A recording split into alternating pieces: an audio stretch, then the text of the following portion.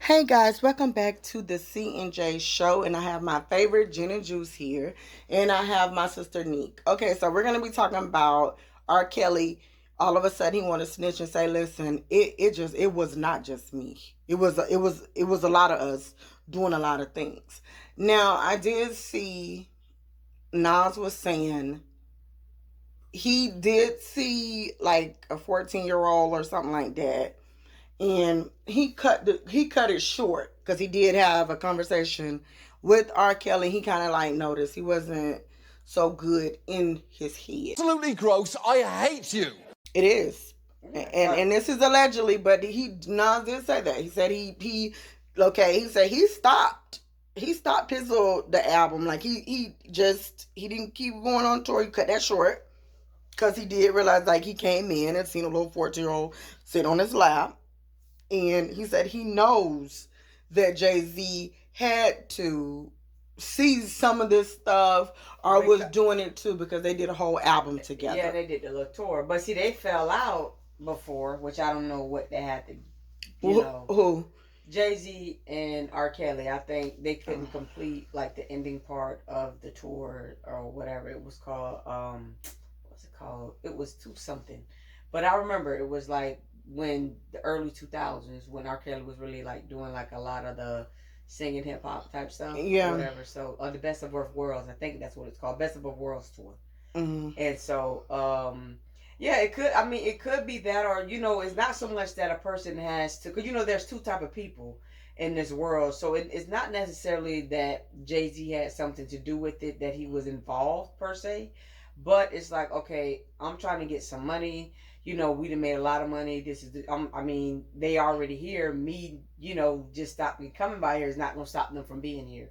So, maybe he turned the other cheek to it, like a lot of people who have came and said, well, yeah, I've seen this, that, like not everything is out of the bag. Not everybody got all of these stories to tell. But when it was going on, nobody didn't alert the authorities. Nobody said anything. So, yeah. I think Jay-Z's probably just like, okay, everybody knows this is what he's doing. This is what it is. And I'm just here to record. He's brilliant in the studio, and I'm just going to mind my business. But does that make them all culpable though? Like the Jay-Z's and the Nas's and all of these different people that knew it was going on. Allegedly Knew that this stuff was going on. Are they all responsible? Yes. You are responsible because I look at it like this, and it should tell us something about, I guess, society or people. Now, when we was younger, if you used to see like older people stop us, we having to get into a little fight, you always seen a grown person would stop that fight and break it up. Because why would they let two kids just constantly sit up there and be fighting, and you see grown-ups just, oh, child, that's just them. Pull the phone out. Pull the phone out. And before, years ago, it wasn't no phones, but they would break it up, and somebody always pretended like they did know your mama or they knew somebody. Ain't you Annie's daughter? Y'all know better than that. Right. Give you a little speech. So my thing is, as a man, I do understand if we do take it that far back. Maybe you're in your late 20s or something, and it was like 14, hobby ever. But how could y'all just sit there and feel like that was okay? Like, okay, she's 14. We're not talking about like a 17-year-old or 18-year-old, and that still is something. But I'm saying I would prefer and would kind of think it would be more so like in a love type of a thing, even if they were 17 and he was 26, 27, like Aaliyah and him got me. I could say, okay, you know what? Aaliyah was pretty. She's still is a minor, but you're in your little 20s. It was still that those numbers are not good at all. But a 13, 14-year-old sitting on your lap, everybody sees this, and they wasn't well developed like that now. Come on. Yeah, nah. Seriously. But see, and like I said, the last video, and if you haven't watched that, go back and watch that. I just feel like, if a person is sick, right? Just like if a person is doing drugs, they're addicted to drugs or whatever, it's your responsibility to make sure that your child is not at a dope house. It's your responsibility to make sure that your child is not at a pedophile's house. So it's kind of like you having a 14-year-old around a grown man and not knowing a person's mentality. And if it's like, okay, where's the music? What's going on? If there's nothing being done in that, and then to be there on a regular basis all the time, like it sounds like these girls didn't have nobody to care for them, to take care of them, to look But after you know what them. I think it is though? I think it's more of those parents being so desperate for their child to have like that stardom. You know, this is R.Kelly we talking about. Yeah. He's giving them a chance or whatever. So they're not really gonna push the button because they don't want to get on his bad side and risk their child not having this opportunity to make music and which in turn will bring money into the family and stuff like that. So I think it was more of them sacrificing their kids, you know. But okay, but how much of that is okay? I'm a sacrifice. I don't want to let my kids not have this grand opportunity. That's fine, but would you really just like not be there and not be a part of it? Of course he's okay. Yeah, your mom cannot be here while you sit on my lap and I rub you in a way that you shouldn't. But what do you tell Of course he wouldn't want them. But there. what would you tell the parents that they can't be there with their kid You while they're cannot recording? be here. He could just say as simple as that. With the recording and stuff like that, I need space to work my magic. Whatever BS excuse he gave, it was enough. Yeah. Whatever it was. But now you do know, and I was thinking too, now this was the first time I seen it, so I started to really look into it with the Surviving R. Kelly. I just seen it last night because I was refusing to see that crap. But I did just see it, and it touched me, and I do believe these girls once I seen it. And a lot of things that R. Kelly did to say, I do know that, yes, you're guilty as charged. You are a nasty man. Now, at first I was saying, you know what, come on. All these people's doing this stuff. Y'all eating doo-doo, but like he said, you're eating doo-doo, you're eating pee, but I'm going to let you go out just to buy some shoes. Come on, they ain't make no sense. Nah, that's what he had said with Gail. And I said, okay. But now this is the part where I believe y'all. I finally do believe it. And I had to go back to my teenage mind to understand it. Okay, now looking at that, he first said when he first showed it, it's a part they put on there, and it was like, okay, look, it's my birthday. I'm not worrying about none of that stuff. If what they should have did instead of, listen, they're not gonna win that. What they should have done 30 years ago was try to get me. Not now. So that means, why would you say that? Because the innocent person wouldn't even say 30 years ago. Yeah, because now they're older and all that. Yeah, why? And that's what he said. It came out of his mouth. Nobody else didn't say that. That came out of his mouth. Then, yeah, and then after that, when he did get, I guess that video came out with the 14-year-old girl, where everybody seen that video, the sex tape. Then he said after that, when the man interviewed him, how you talking about? Yeah, teenage, like, what are you talking about? Now, to me, that don't sound good either, because it's like, if I'm almost 30 or in my 20s, late 20s, 30s, 40s, me having common sense, I know that I'm not going to say with a teenage how old, unless I want to say, okay, 19.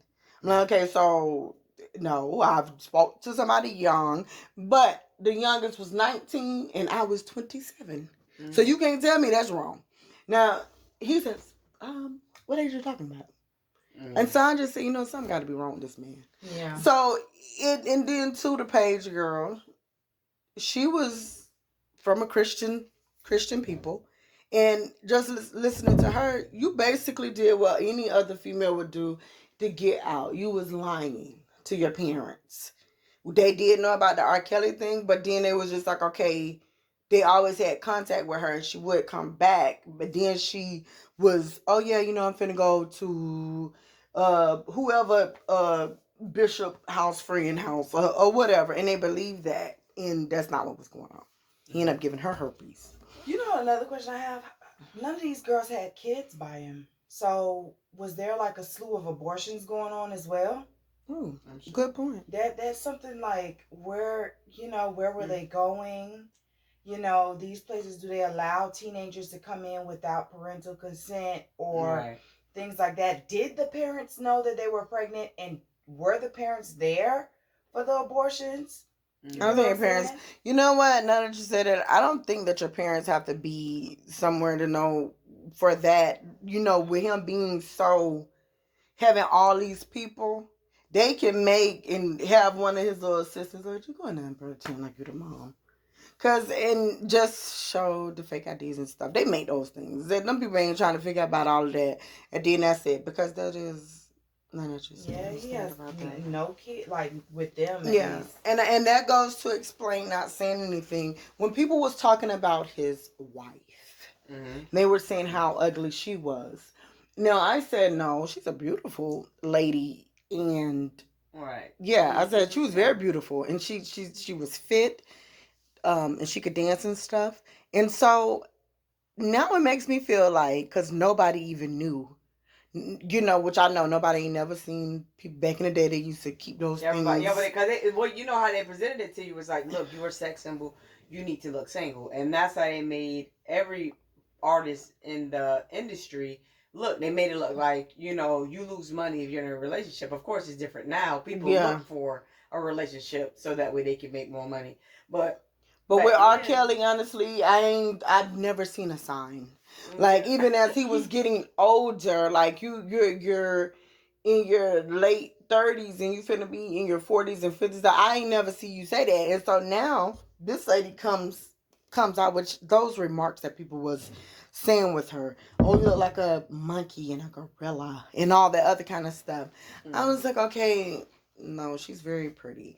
Now, my thing is, you did have two kids with her, Yeah. and it makes me feel you only did that to try to trick everybody. Yeah, Probably please, like, okay, please. you know what? Now I gotta get somebody like around my age and the kids, so it goes together, and it don't seem like only thing that I talk to and fool around with is really between the ages of 13 to 16. I believe that. I believe she was a cover up. Yeah, she was a cover up. Mm-hmm.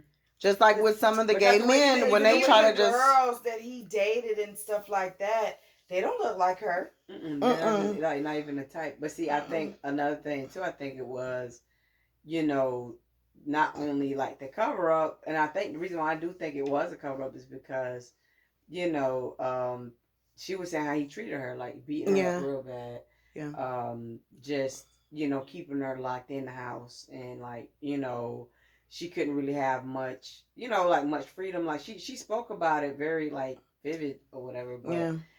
I mean, it's And sad. I got a whiff of him. I got a whiff of him, and I said, you know what? I don't think it was he was having a cold.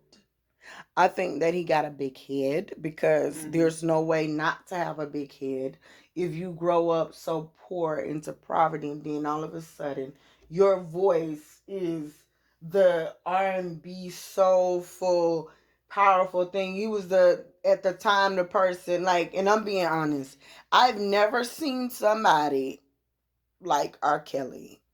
When we was in elementary, listening to him, and then still in high school with the TPD.com, and a lot of the high school kids got Chocolate Factory, yeah, all that. and you seen people walking around, oh, like feeling on your booty. Yeah, but you know, the thing is, and this man has been a part of our lives, the whole time. No, but you can't take away. I would always be R. Kelly fan as far as his music is concerned. Like you can't take away what he has given to the R&B culture. You get what I'm saying? Like he's a writer, he's a great singer, he's a great producer. Like he rose the Isley Brothers from the dead. You know what I mean? He did. You know what I'm saying? He really did. Now, guys, you can leave your likes, comments, subscribe. We are gonna do a series with this because I think that with something like this, it's very hard to say we're gonna devote 20 minutes and so that everybody start to really see what's really going on. We're gonna dissect this whole thing because It's been a lot with everybody. So Nick and Jen, for the closing, I don't even know if we're gonna have a closing. We're just gonna say, Yes. okay, we're out, and we're gonna do. Check us back with our part 2 with the series of R. Kelly. R. Kelly guiltiness with himself.